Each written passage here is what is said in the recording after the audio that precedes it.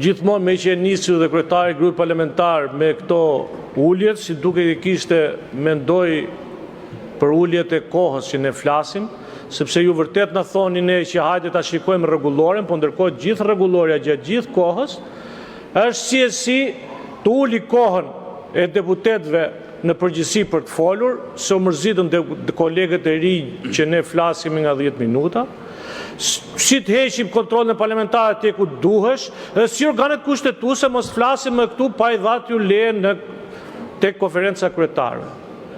Dhe e dyta, pra për procedurë, a keni numrin e telefonit t'i thrisni asaj ministres së shëndetësisë?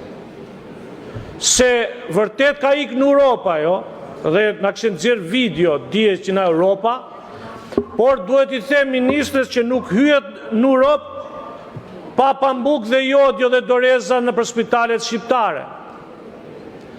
Nuk hyet në Europë kur nuk punon mamografia në Lushnjë. Prap nuk hyet në Europë kur nuk ka eko në Lushnjë për të bërë ekzaminimet gjatë lindjeve.